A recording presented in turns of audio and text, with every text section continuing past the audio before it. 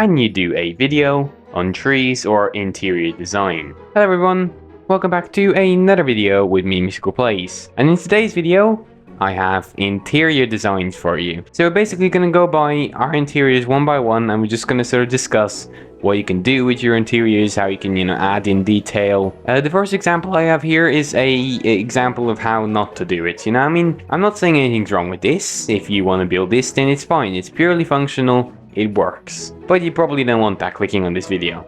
You probably want to improve on this. Now, the main flaws I'll point out here is that it's extremely wide and open, and it's not filled with much. You have loads of chests out the back. You have 2 brewing stands. Some furnaces, some blast furnaces, smokers, just a bed here, and they're all next to the wall, and it's like, it seems very empty, and all of the stuff seems randomly placed.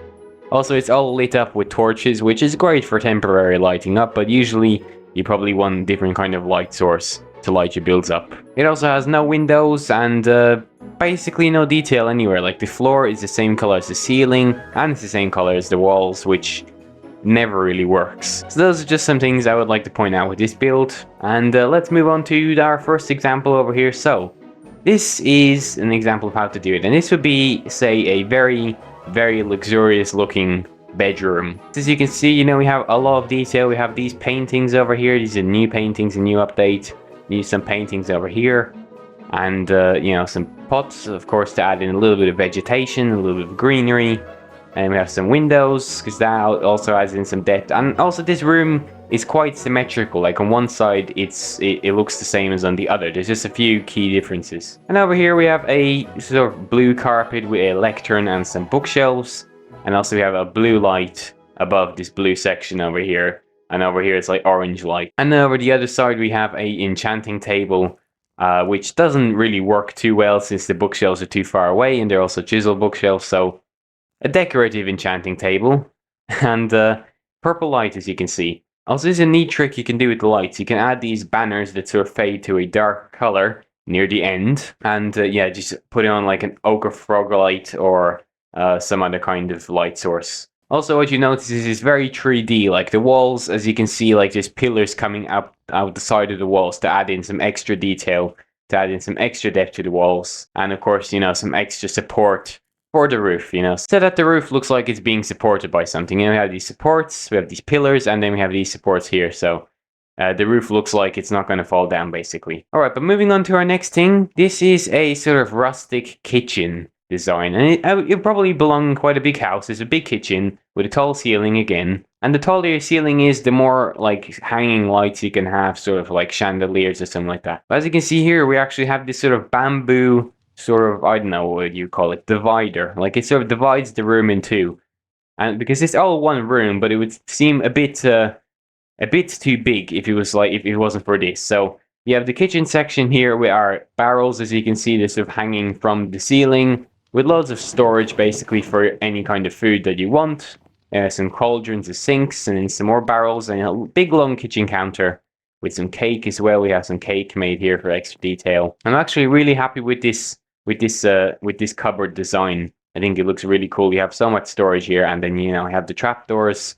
These make nice looking shelves, and you'd be able to store a whole lot of food here in the kitchen. Now, once we move over to the other side of the counter here, to the other side of the divider, we have our sort of like seating areas. This is where you go to eat your lunch. This is where you make the lunch. This is where you eat it. We have a jukebox, of course. You might want to listen to some nice music while eating.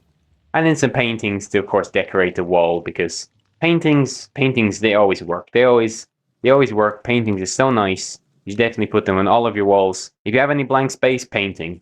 Also, to sort of communicate better the age of this build, we have some texturing happening on the top of the walls. Like, there might be some moisture coming in through there. So it's a bit of an older house.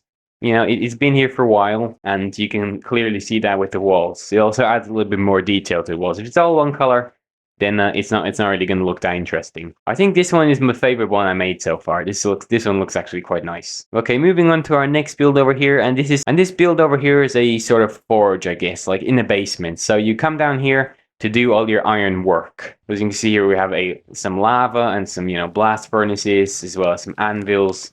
We have a wheelbarrow design here. It looks quite nice with a a lava cauldron in it, so like we're moving around the lava. I don't know why, but hey, whatever.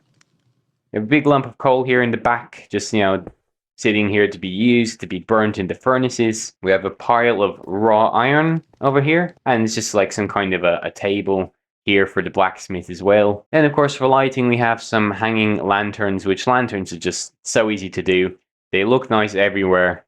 Use lanterns. They look good. And the floor is just, a checkerboard pattern with regular stone and polished andesite. I think this looks quite nice. I know so far I've only been using checkerboards, but it's the easiest way to sort of detail a floor. Just get two kinds of blocks and just make a little bit of a checkerboard pattern. Anyway, moving on to our last one over here, and this is a sort of like potion brewing room. So as you can see here, we have these nether warts growing, and some barrels all over the place. We also have a pipe that's leaking, so we have the pot here. Just add in some extra detail, like pretend this is dripping basically water into the pot. And we have loads of pipes. I'm guessing this house might have a lot of sewage. I don't know, but as you can see, when the pipes connect into the wall, we have this sort of darker spot here under the pipe, as if there's water coming down this a little bit. So there's basically some moisture getting trapped here and coming down out of the pipe. We also have some hanging roots to make this place look a little neglected, like maybe people don't go down here too much. And of course, for the ceiling, we need support, so we have our